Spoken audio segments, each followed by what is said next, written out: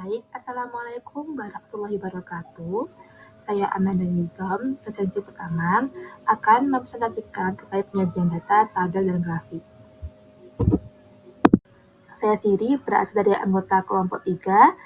Anggota kelompok 3 sendiri beranggotakan Amanda Nisanilila absen pertama, Azahra Ayu Maulud Kirana absen 5, Fadista Samdia Mastura absen 8, dan Masya Akwila Sasongko absen 15. Baik, di sini saya akan menjelaskan terkait pengertian tabel. Tabel sendiri merupakan susunan data dalam barisan kolom yang digunakan untuk menyajikan data numerik atau kategori secara terstruktur dan rinci.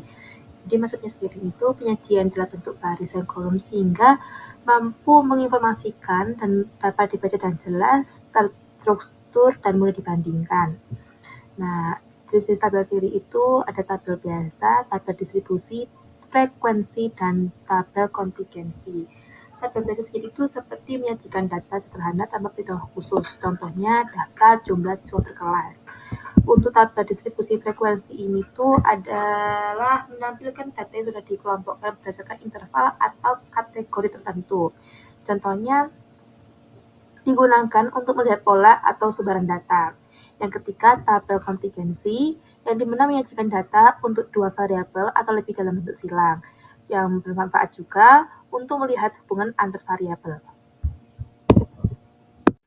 Oke, sebelumnya di sini saya Lesya Aquila Sasongko dari absen 15.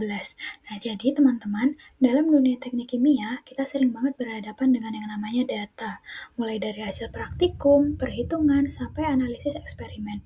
Nah, data yang kita punya ini tidak akan memiliki banyak artinya kalau hanya berupa angka pajang di tabel. Nah, supaya lebih mudah dipahami, data perlu disajikan dalam bentuk visual, yaitu grafik.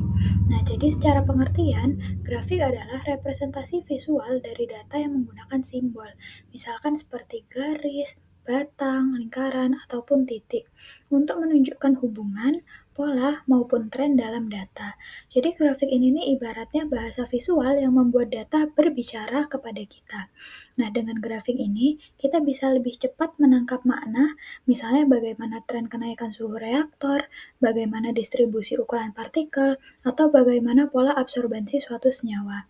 Nah, untuk sekarang mari kita lihat jenis-jenis grafik yang paling sering dipakai dalam bidang kita.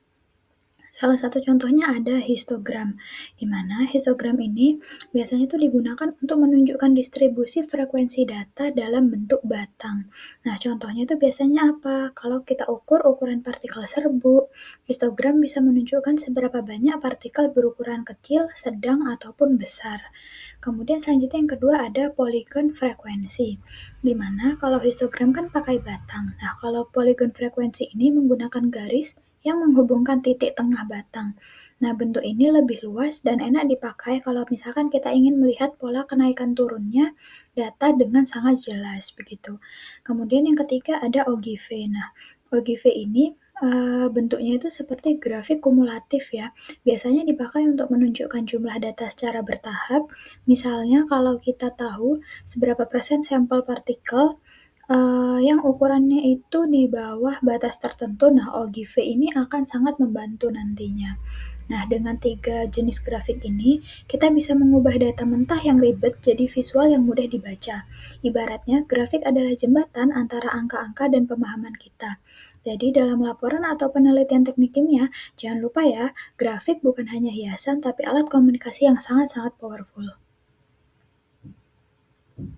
Nah, setelah kita tahu apa itu grafik dan jenis-jenisnya, sekarang kita bahas tujuan utama dari penyajian data itu sendiri.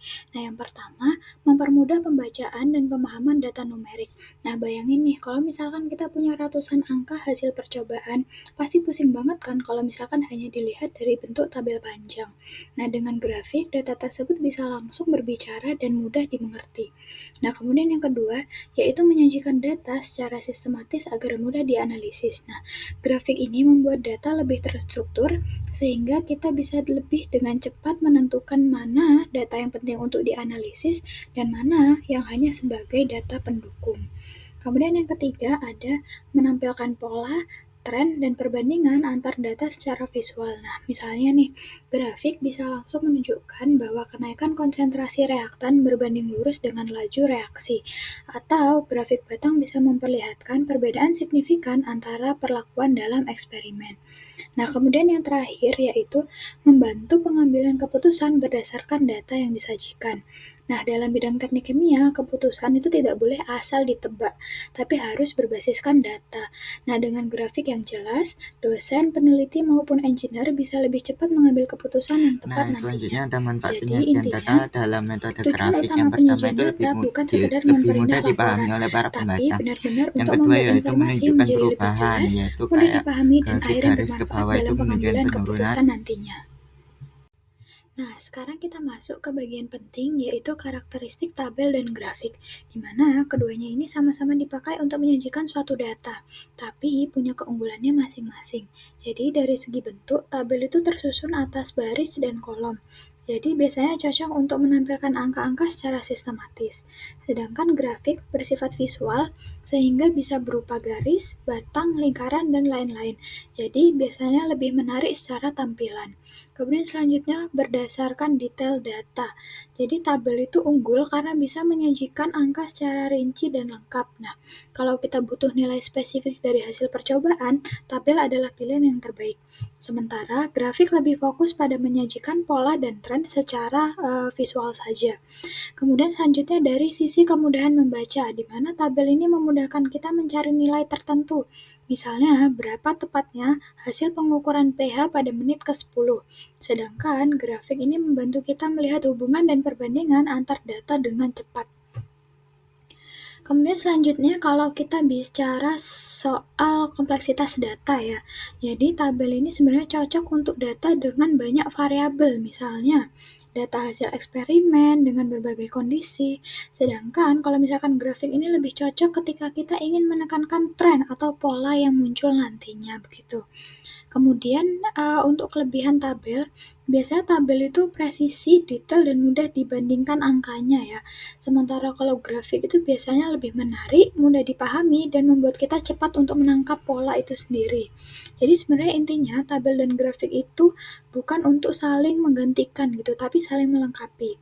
Kalau misalkan kita butuh detail angka nih, ya kita berarti perlu pakai tabel. Kalau misalkan kita ingin menyampaikan pola atau tren dengan cepat nih, maka kita bisa menggunakannya dengan bentuk grafik, begitu teman-teman. Setelah dijelaskan mengenai karakteristik tabel dan grafik yang meliputi bentuk, detail data, dan juga kemudahan membaca, selanjutnya diberikan contoh data yang disajikan dalam bentuk tabel. Tabel ini berbentuk sederhana yang memuat informasi mengenai banyaknya siswa di Kecamatan Sukasada menurut tingkat sekolah dan jenis kelamin pada tahun 2012.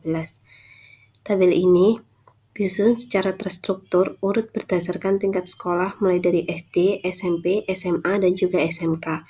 Kemudian banyaknya siswa antara laki-laki dan perempuan dibedakan kolom untuk memudahkan dalam membaca. Contohnya, pada tingkat sekolah SD, laki-laki berjumlah 875, perempuan berjumlah 687. Kemudian, di sisi paling kanan terdapat jumlah, yaitu jumlah total antara laki-laki dan perempuan tiap tingkat. Kemudian, di kolom paling bawah terdapat jumlah banyaknya siswa laki-laki, perempuan, dan juga jumlah total keseluruhan dari semua tingkat sekolah. Tabel ini meskipun datanya cukup kompleks karena memuat beberapa kategori sekaligus, penyajian data dalam tabel ini membuat informasi lebih mudah dibaca dan dipahami. Kemudian dengan format seperti ini, kita dapat dengan cepat melihat perbandingan antara jumlah siswa laki-laki dan perempuan di tiap jenjang pendidikan sekaligus. Kemudian kita juga dapat mengetahui total keseluruhan siswa dari masing-masing sekolah.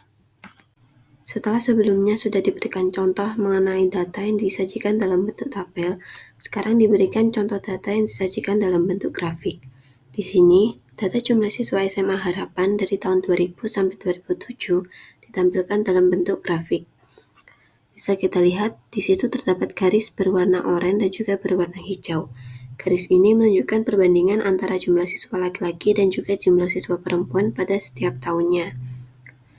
Meskipun datanya ini lumayan banyak karena mencakup 8 tahun dan dibagi lagi menjadi 2 kelompok antara laki-laki dan perempuan, bentuk grafik seperti ini membuat kita lebih gampang untuk melihat perubahannya.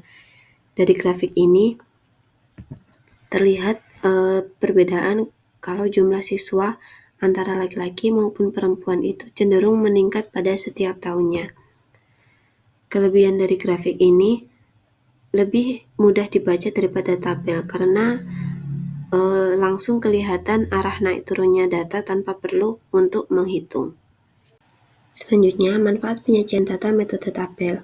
Kalau kita lihat, penyajian data dalam bentuk tabel ini mempunyai banyak kelebihan. Yang pertama, menyajikan data secara sistematis. Seperti pada contoh tadi, data pada tabel disusun secara urut dan struktur berdasarkan tingkat sekolahnya, sehingga informasi yang jumlahnya banyak bisa ditata rapi ke dalam baris dan kolom yang membuat lebih mudah untuk dibaca dan juga dipahami. Kemudian yang kedua, memudahkan perbandingan. Pada contoh tadi, jumlah siswa laki-laki dan perempuan dibedakan untuk bisa kita lihat perbedaan maupun persamaan antara kategori satu dan juga kategori lainnya. Kemudian yang ketiga, mudah dicari kembali. Informasi bisa ditemukan secara detail tanpa kehilangan angka penting. Kemudian yang keempat, teliti dan lengkap. Tabel ini menyimpan data secara lengkap tanpa ada yang dihilangkan, sehingga kalau suatu saat kita akan butuh lagi, informasi bisa dicari dengan cepat karena sifatnya detail. Kemudian yang terakhir, cocok untuk data rinci. Misalnya jumlah penduduk per desa, penjual harian, ataupun nilai siswa. Saya Fadisa Samia Mastura dari absen nomor 8. Yang selanjutnya ada manfaat penyajian data dalam metode grafik. Yang pertama yaitu lebih mudah dipahami oleh pembaca. Yang kedua yaitu menunjukkan perubahan. Misal grafik garis ke bawah itu penurunan, kalau grafik garis ke atas itu kenaikan. Yang ketiga yaitu menarik perhatian oleh pembaca. Yang keempat, memudahkan perbandingan cepat. Misal grafik batang atau diagram lingkaran itu bisa membuat perbandingan yang sangat jelas. Yang terakhir yaitu mengkomunikasikan data secara efektif. Biasanya itu cocok untuk laporan, laprak gitu. Yang terakhir yaitu kesimpulan dari presentasi dari kami, yaitu statistika data berkelompok membantu kita menyederhanakan data yang banyak dan kompleks. Yang ukuran pemusatannya itu seperti mean, median, modus. Terus dengan memahami dan menghitung ketiganya menggunakan tabel distribusi frekuensi, nilai tengah, dan frekuensi kumulatif, kita bisa membaca pola dan mengambil kesimpulan yang lebih akurat dan dari sekumpulan data yang kita peroleh. Sekian presentasi dari kelompok kami, kurang lebihnya mohon maaf. Wassalamualaikum warahmatullahi wabarakatuh.